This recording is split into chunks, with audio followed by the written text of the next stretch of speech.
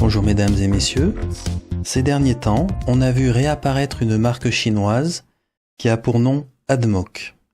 La raison en est qu'elle a sorti un stylo qui a pour petit nom M800, mais outre le nom, l'apparence ressemble aussi beaucoup au Pélican M800. Comme toujours, je ne vais pas rentrer dans le débat éternel de ce qui est clone, copie ou autre, et je vais faire comme d'habitude, c'est-à-dire essayer d'estimer ce stylo pour ce qu'il est. Cependant, je garderai à portée de main le Pélican M800, mais il faut quand même se rappeler qu'on n'est pas du tout dans les mêmes ordres de prix. Petit détail qui peut avoir son importance, sachez que certains reviewers ont commandé le stylo très rapidement, et il semble a priori que ce ne soit pas le stylo définitif qu'ils aient eu, mais une pré-release. Il semblerait que sur cette pré-release, le finial en haut du capuchon n'avait pas de dessin. C'est le moment de regarder de plus près ce stylo. Nous sommes sur la finition Rainbow. C'est une acrylique, très jolie.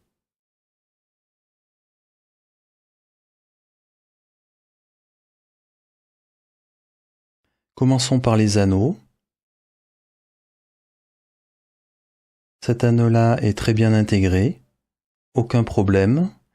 Cet anneau est en marche d'escalier, ici, et d'ailleurs Admoc a corrigé une des choses qui me dérangent sur le Pélican M1000 et le Pélican M800, c'est que la résine est directement à 90 degrés, c'est-à-dire qu'elle a réellement été taillée à 90 degrés. Et l'anneau est plat à cet endroit-là, directement sur le bouton du piston.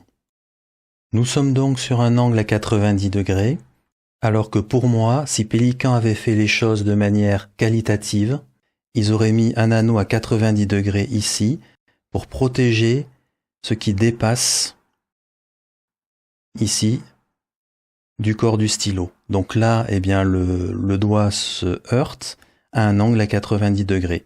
Ils auraient simplement mis un anneau comme ceci, ça aurait protégé à cet endroit-là. Eh bien, c'est ce qu'a fait Admoc. Admoc a mis un anneau ici à 90 degrés.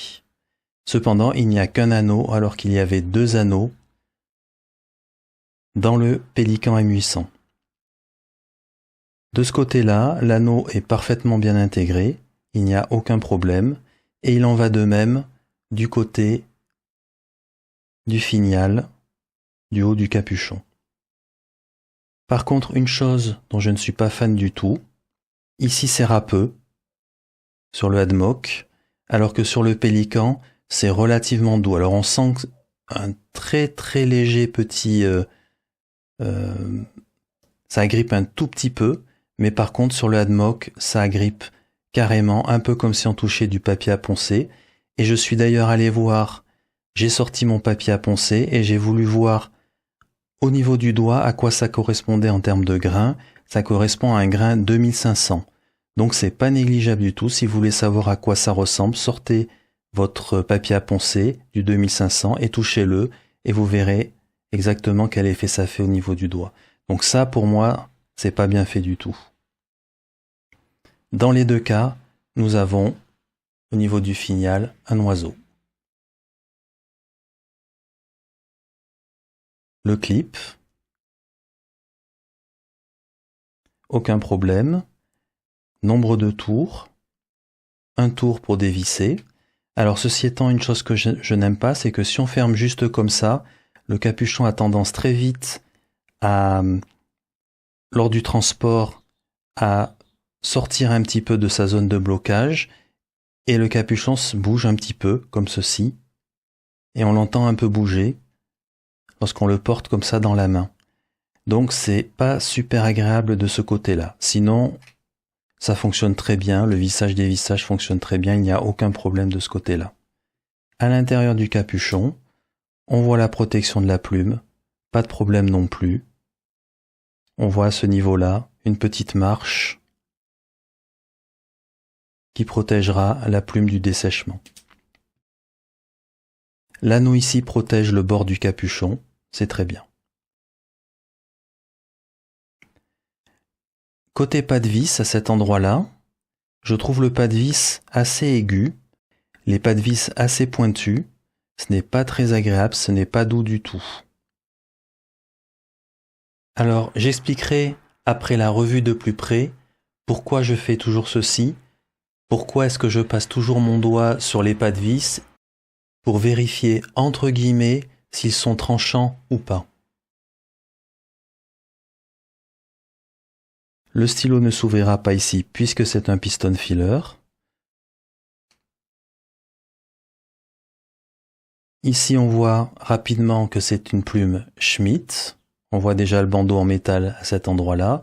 À noter, ce stylo existe aussi avec des plumes Bock.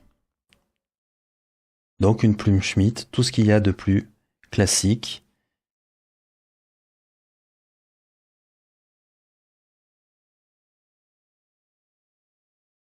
Pour le reste, il n'y a rien d'autre à signaler. Le piston fonctionne tout à fait correctement. Il n'est pas doux absolument, mais ça fonctionne quand même très correctement. Quelques mots pour expliquer pourquoi je vérifie toujours les pas de vis de cette manière-là, pour voir s'ils sont un petit peu, entre guillemets bien entendu, tranchants, coupants, un peu aigus.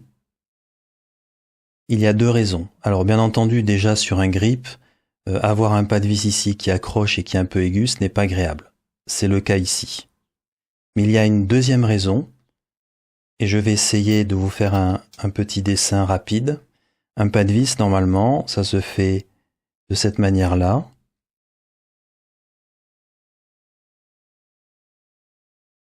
Donc, en fait, ce n'est pas des pointes, hein.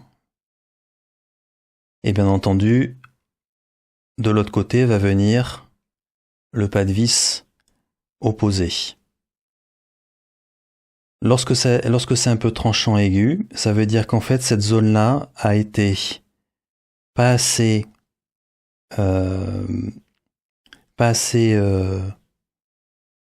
entre guillemets affaibli, et que vous allez avoir soit une pointe de cette manière-là, soit vraiment une zone ici très très aiguë, un peu comme ceci.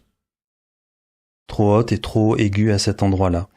Et qu'est-ce que ça veut dire? Ça veut dire que si ceci a été fait, cette zone-là est une zone très faible, en particulier sur de l'acrylique, du plastique, etc., parce qu'elle est de très faible épaisseur. Donc vous avez le risque que ça casse. À cet endroit-là, c'est-à-dire vous avez le risque de casser votre pas de vis.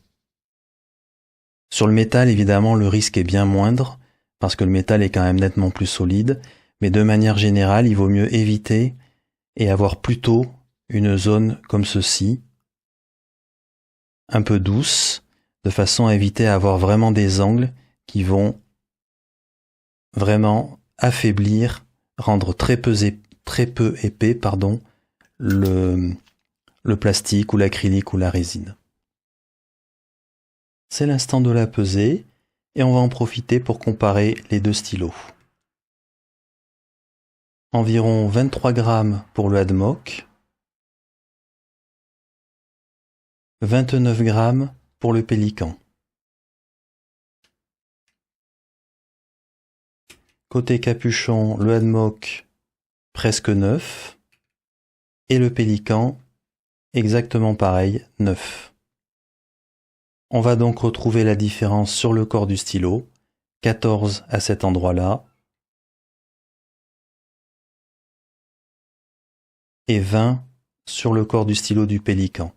La différence va bien entendu venir du piston filler. En effet, le piston filler du Pélican M800 est en laiton, ce qui est un matériau assez lourd. Faisons-nous une idée de la taille du Admock M800. Pour ceci, bien entendu, le Pélican M800, le Admock ici présent et l'usuel Lamy Safari. Concernant la longueur avec le stylo Capuchon Mi, on peut vraiment dire que ces trois stylos sont exactement de même longueur.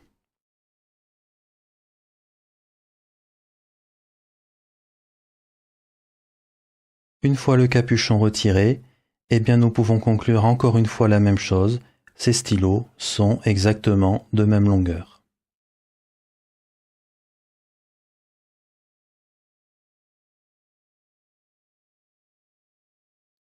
Une fois le capuchon posté à l'arrière, une fois de plus, ces trois stylos sont très proches. Alors le Lamy Safari est un tout petit peu plus long.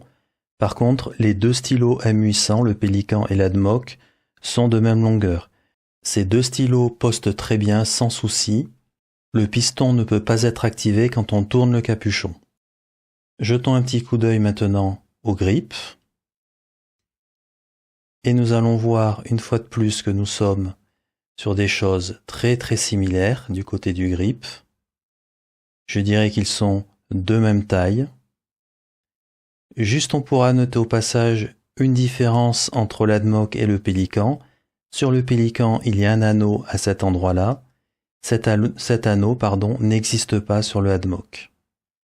Sinon, pour le reste, c'est vraiment deux grips très similaires. Avant le test d'écriture, parlons du confort de ce stylo.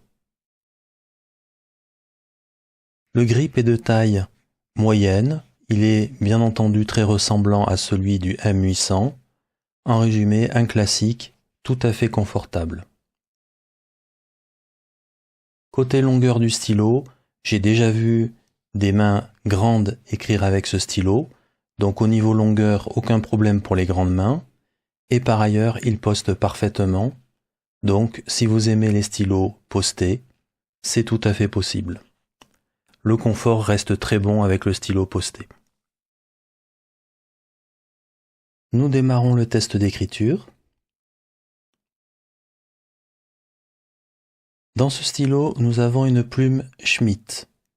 Vous pouvez noter que le Admoc M800 existe aussi avec une plume Bock.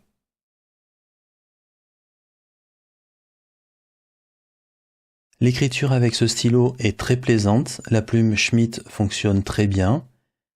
Dès que le stylo est sorti de sa boîte, je n'ai eu besoin d'aucun réglage, rien du tout. La plume a tout de suite été parfaitement fonctionnelle, aucun problème. Du côté de l'humidité, on va dire que l'humidité est moyenne. J'aurais peut-être pu dire moyen plus, sachant que c'est une plume F. La plume est assez douce pour une plume F en particulier, et on a un petit peu de feedback, pas énormément, mais quand même un petit peu. Globalement, écrire avec ce stylo est très plaisant.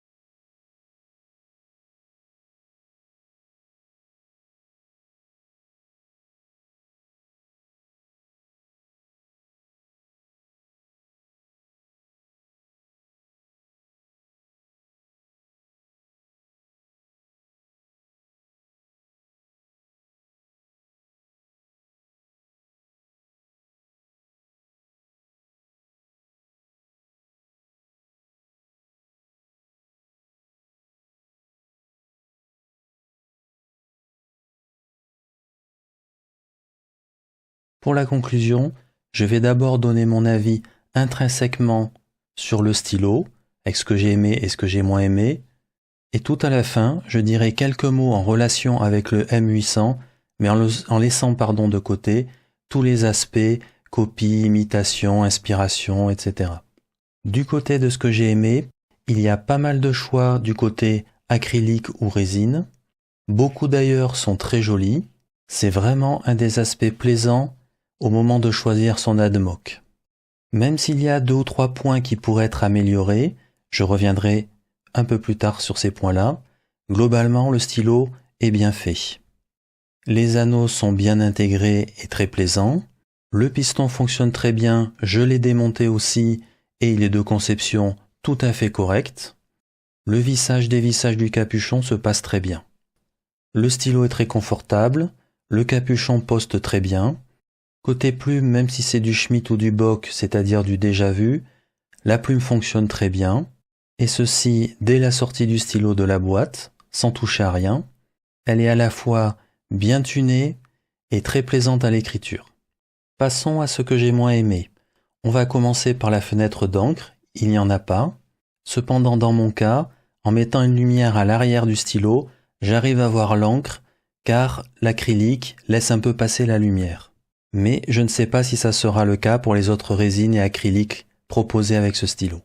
Du côté du pas de vis situé entre le grip et le corps du stylo, je l'ai trouvé un petit peu agressif entre guillemets au toucher avec le doigt, mais je n'ai rien ressenti et ça ne m'a pas posé de problème pendant l'écriture. Enfin, du côté du finial, côté capuchon, c'est-à-dire l'oiseau qui est sur le dessus du capuchon, au toucher, pour moi, c'est trop rugueux et ça n'est pas agréable. C'est vrai que sur le Pélican M800, ça l'est un tout petit peu, mais comme c'est très léger, ça n'est pas dérangeant. Là, sur le Admoc M800, ça l'est beaucoup plus. Et pour vous donner un ordre d'idée, je suis allé chercher mon papier à poncer et j'ai comparé au toucher avec le doigt et ça correspond à du papier à poncer de grain 2500.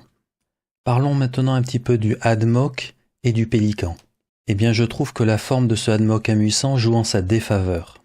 En effet, l'apparence des stylos Pélican a une vraie signature, c'est vraiment la signature Pélican, et cette signature est maintenant pratiquement séculaire. Du coup, quand je regarde le Admoc M800, j'ai envie d'y voir un Pélican.